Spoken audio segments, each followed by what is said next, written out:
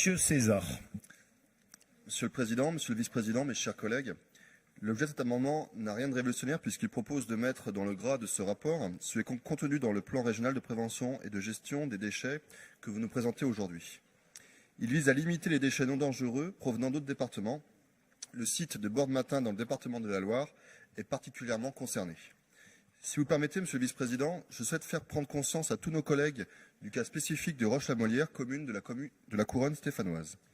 J'en appelle à une mobilisation de tous les élus régionaux, quelle que soit leur étiquette politique.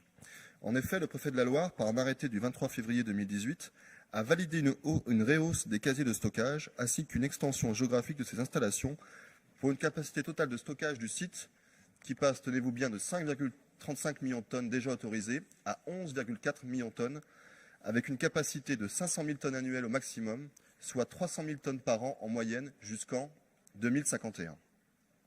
Bien que l'arrêté préfectoral réduit le tonnage quotidien de traitement des déchets, nous avons l'impression qu'il a doublé la taille de la baignoire tout en réduisant le filet des déchets qui s'y écoulent, rallongeant de fait la durée d'exploitation.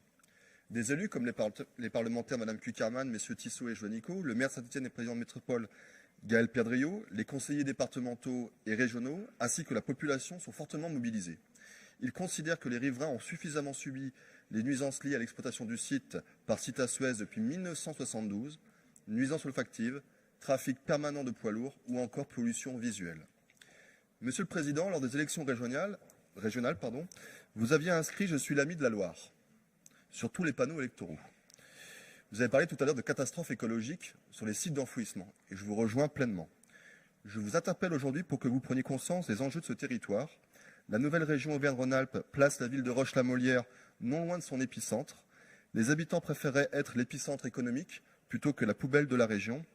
Quelle tristesse de voir ce site, pourtant à équidistance du Puy-Couriot, qui est d'ailleurs dans le hall de notre région, le musée de la mine de Saint-Étienne, et à équidistance aussi du pont du Pertuisac, que je ne doute pas que vous devez connaître. Voir ce site perdurer pendant les 30 prochaines années à venir, ce site de Bordes-Matin sera le plus gros site d'enfouissement de la région, puisqu'il pourra enfouir plus, à lui seul, 1/6 des déchets produits dans la région.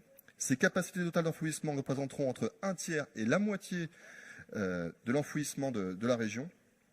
Le département de la Loire n'a plus de centre d'enfouissement depuis la fermeture de celui de Mably, situé dans le Rouennais en 2016.